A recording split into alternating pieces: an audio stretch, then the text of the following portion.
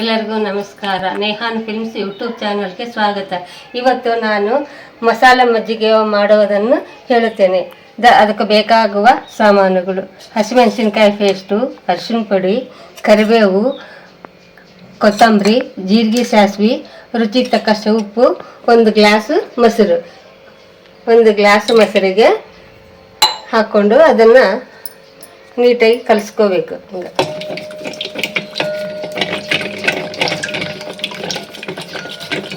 ವಯಸ್ಸು ಕಟ್ಟಕ್ಕೆ ಹೋಗ್ಬೇಕು, ಒಡಬಡಕೆ ಇರಲಾರ್ದಂಗೆ ನೀಟಾಗಿ ಮಾಡ್ಕೋಬೇಕು. ಅದಕ್ಕೆ ಒಂದು ಗ್ಲಾಸ್ ನೀರು, ಮತ್ತೊಂದು ಗ್ಲಾಸ್ ನೀರು ಹಾಕ್ಕೋಬೇಕು. ಹಾಕ್ಕೊಂಡು ಬೇಸಾಗಿ ಕಲಿಸ್ಬೇಕು.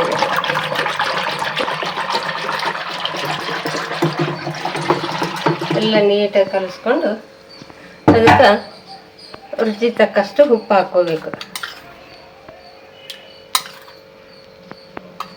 ಆನಂತರ ಅದಕ್ಕೆ ಒಗ್ಗರಣೆಯನ್ನು ಹಾಕ್ಕೋಬೇಕು. ಒಗ್ಗರಣೆಗೆ ಇದಕ್ಕೆ ಹಚ್ತಾ ಇದ್ದೀನಿ.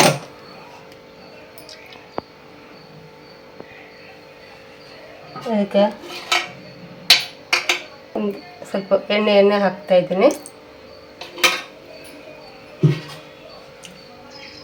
ಎಣ್ಣೆ ಕಾಯಬೇಕು.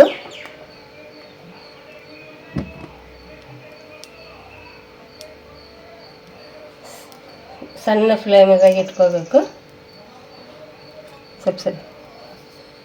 ಸ್ವಲ್ಪ ಅದಕ್ಕೆ ಕರಿಬೇವು ಹಾಕಬೇಕು.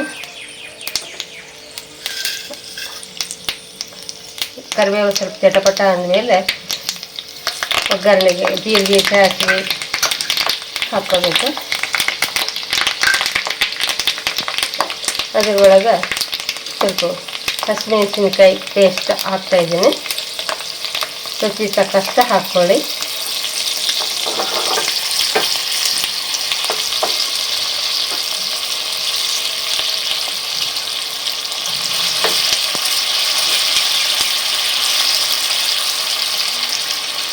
ಆನಂತರ ಸ್ಟವನ್ನು ಬಂದ್ ಮಾಡಿ ಅರಿಶಿನ ಪುಡಿ ಹಾಕ್ಕೋಬೇಕು.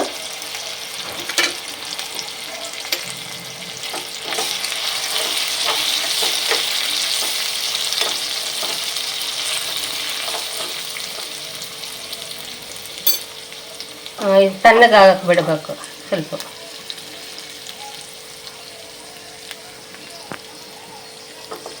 ಥರ ಘಮ ಘಮ ಅಂತ ಸ್ಮೆಲ್ ಬರುತ್ತೆ.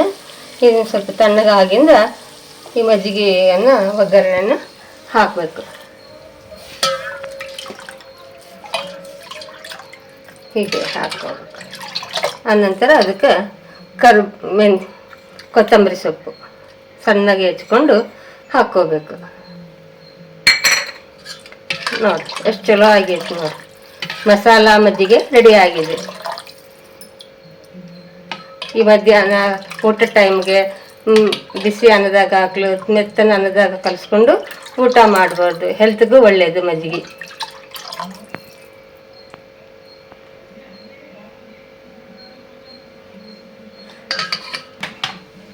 ನೋಡ್ರಿ